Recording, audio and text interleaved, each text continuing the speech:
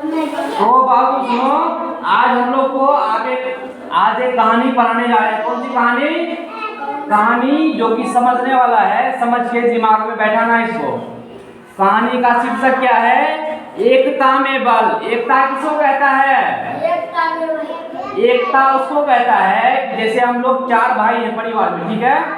चार भाई हैं, चारों भाई अपना अपना अलग दिमाग से काम करता है, मिला जुला काम नहीं करता है, तो वहाँ एकता हुआ क्या? वहाँ एकता नहीं हुआ। लेकिन जब चारों भाई मिला जुला करके एक मशवरे के साथ काम करेंगे तब क्या हुआ? एकता। मिल के काम करेंगे तो कोई भी बहुत बड़ा काम हम लोग कर सकेंगे, ठीक है? तो इसी से संबंधित एक कहानी आप लोग को हम बताने जा रहे हैं, जो कहानी का शीर्षक है एकता में बल। क्या? एकता में बल कहानी का शीर्षक है, ठीक है? तो ध्यान से सुनिए आप लोग। एक जंगल था, उसमें एक बहुत बड़ा पेड़ था, जिस पेड़ पर बहुत सारे कबूतर झुंड में रहते थे। एक क्या था? जंगल। क्या था? जंगल था। जंगल में एक बहुत बड़ा क्या था? पेड़ था। क्या था? उसमें बहुत सारे कबूतर क्या करते थे? झुंड मिला के रहते थे, झुंड में, है ना? एक दिन किसी शिकारी ने पक्षियों को पकड़ने के लिए जाल बिछाया। क्या बिछाया? शिकारी होता है ना, जो शिकार करता है, मारता है परिंदे को, तो वो जाल बिछाया। किसको पकड़ने के लिए? पक्षियों को पकड़ने के लिए। उन कबूतरों का झुंड उस जाल में फंस गया। क्या हुआ? जितना कबूतर था वो झुंड पूरा जाल में फंस गया। बहुत कोशिश करने के बाद भी वे जाल से नहीं निकल पा रहे थे।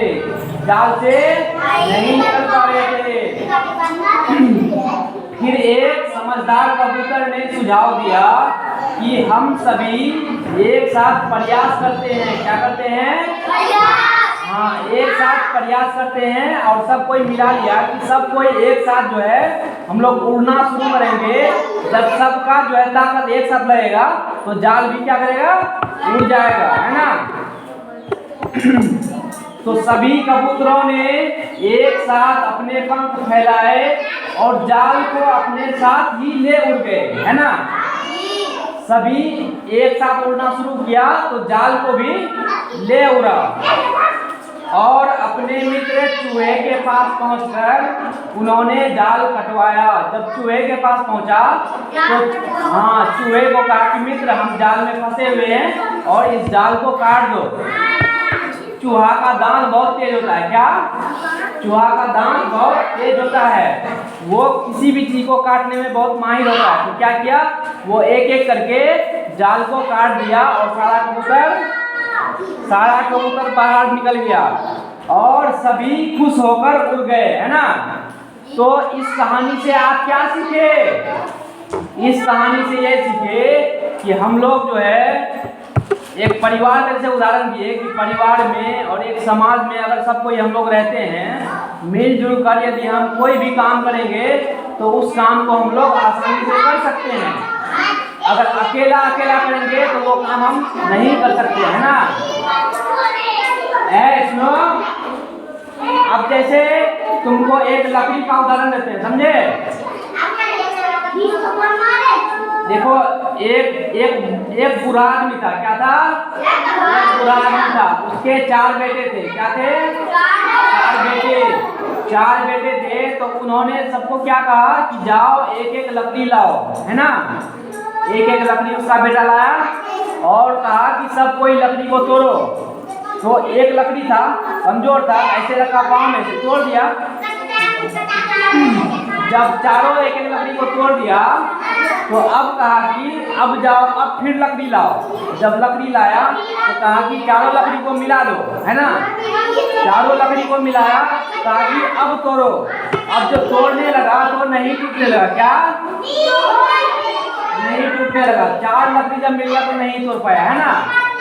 तब अपना बेटा को समझाया, देखो बेटा, अगर अकेला रहोगे तो दुश्मन तुमको क्या करेगा? तुमको हरा देगा, तुमको परेशान करेगा, तुमको सताएगा। अगर चारों भाई मिल के काम करोगे तो खूब तरक्की करोगे और कोई तुम्हारा कुछ बिगाड़ नहीं सकता, है ना। तो आज से तुम लोग मिला जुला के काम करेगा। जैसे तुम लोग स्कूल आता है तो एक दूसरे से मिलजुल के रहेगा, एक दूसरे से मदद लेगा।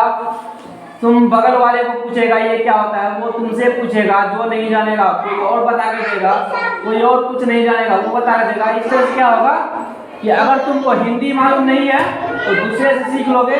अगर उसको मान लो गणित मालूम नहीं है, जोड़ घटा मालूम नहीं है, वो तुमसे सीख लेगा। इससे क्या होगा, सब कोई एक साथ सीख जाओगे, समझे। तो आज से तुम लोग मिला जुला के काम करोगे, सब कोई मिल के काम करोगे से। चलो बहुत अच्छी बात है।